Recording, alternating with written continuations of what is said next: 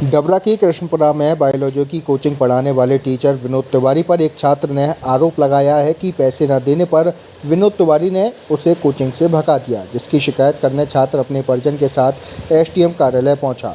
छात्र व उसके परिजन का कहना है 6,000 रुपये में उसकी बात हुई थी, वो 4,000 रुपये दे भी चुका था, लेकिन 2,000 रुपये की और मांग की जा रही थी, जिसे उसने दीपावली के बाद देने को कहा तो शिक्षक ने उसे भगा दिया। सुनिए क्या कुछ कहा छात्र व परिजन ने। क्या पूरा मामला, क्या घटना रहा?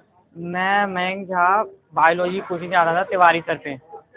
तो उनसे 6,000 रुपये की बात थी, तो 4,000 रुपये हमने पहले दे दिए थे उन्हें। तो फिर से वो 2,000 फिर से मांगने लगे।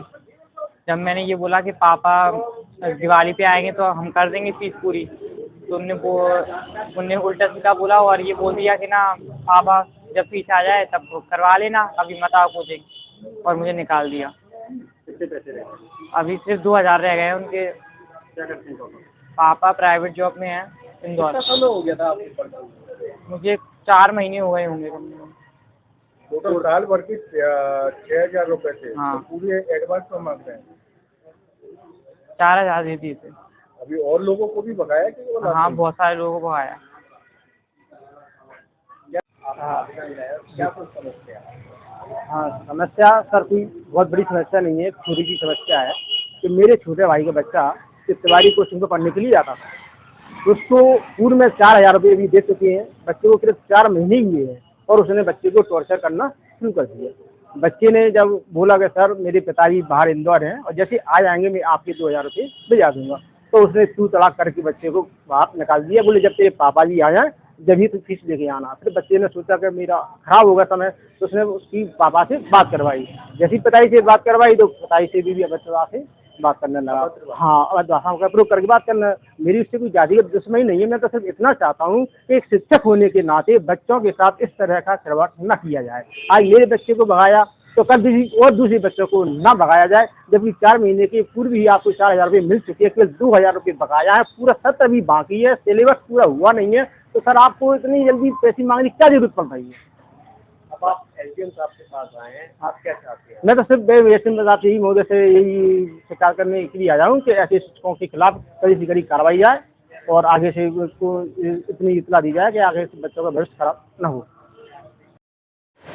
तो आपने एक पक्ष तो सुन लिया, वहीं आरोपों को लेकर क्या कुछ कहा शिक्षक विनोद तिवारी ने, सुनिए।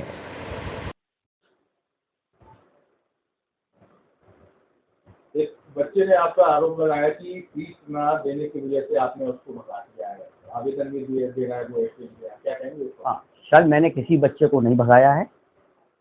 कैमरा लगे हुए हैं, आप रिकॉर्डिंग देख सकते हो कि मैंने किसी बच्चे को नहीं भगाया। बच्चा अपने आप नीचे से लौट गया। मेरी सिर्फ सभी बच्चों से ये बात थी कि बेटा कोर्स को मैं करवा दूंगा और मेरा जब 10-15 दिन का कोर्स बचेगा तो उसके पहले मैं सारी फीस ले लूंगा, क्योंकि मुझे अपने पैर का ऑपरेशन कराना है। मेरा पैर फ्रैक्चर हुआ था 27 मई को, मेरे 2 ऑपरेशन हो चुके हैं। मुझे सभी बच्चों को मैंने बोल दिया था बेटा मुझे जुलाई में आप सबको फीस जमा करनी है, क्योंकि मुझे दशहरे की छुट्टियों में ऑपरेशन करानी है। इनके पेरेंट्स ने भी मुझसे कहा था, 2 बार फोन लगा के भी कहा था। ठीक है, जब बच्चा अपने आप ही बिना मेरे मिले, आप नीचे रिकॉर्डिंग कैमरे के अंदर देख सकते हो, बिना बच्चा मुझसे मिले वापस नीचे लौट गया। इसके फादर का फोन आया, उनने मुझसे कहा कि भाई आपने बच्चे को क्यों भगाया? मैंने कहा था मैंने किसी बच्चे को नहीं भगाया, सभी बच्चों को मैंने मैसेज डाल दिया था कि भाई आप सबको फीस जमा करनी है, मुझे अपनी पैर का ऑपरेशन करानी है। इसके बाद उसके पास जो फादर थे वो बहुत गलत बोलने लगे, गालियां देने लगे आपको? हाँ, 4-5 कह रहे थे दवा में तो टीचर जो है 2 टका के टीचर हैं, इनकी औकात क्या 4-4, 5-5 हजार में पढ़ाते हैं। नहीं भाई, जब ऐसी बात है तो मुझसे क्यों पढ़वा रहे हो? मैं तो 2 टका का इंसान हूँ। भाई मुझे आवश्यकता है, मुझे पैर का ऑपरेशन करवाना है। मैंने सभी बच्चों को पहले कहा था भैया मैं इसी बात बैच नहीं पढ़ाऊंगा। अगर मैं बैच पढ़ाऊंगा तो केवल उसी स्थिति में पढ़ाऊंगा जब मुझे अपने ऑपरेशन के लिए पैसे मिल पाएंगे। अच्छा, उसका ये भी आरोप है कि आपका जो साल भर की फीस है वो 6,000 रुपये, आपने 4 महीने उस बच्चे को पढ़ाया, क्योंकि अगर उसको भगा दिया तो उन्होंने पैसे की मांग की होगी कि अगर आपका है तो 4 महीने का पैसे काट के आप वापस कर दो। नहीं सर, ऐसी मेरी उनकी कोई बात नहीं हुई है। मेरा केवल कोर्स कराने का पैसा होता है और मैंने सभी बच्चों को बोल दिया था बेटा कोर्स कंप्लीट होने से पहले जब कोर्स 10-15 दिन का बचेगा उसके पहले आप सब मुझे कोर्स की फीस देना आप मुझे कंप्लीट। और मैं कोर्स को 2 बार करवा चुका हूँ। आप चाहें तो बच्चों के मेरे और बैचों में मैं 2 बैच और पढ़ाता हूँ, उसमें आप चाहें तो बच्चों की जानकारी करके बच्चों से आप जानकारी दे सकते दिवाली हैं। तक का बच्चे ने समय मांगा था, अगर दिवाली तक अगर उसको समय मिल जाता तो फिर उसमें क्या परेशानी थी?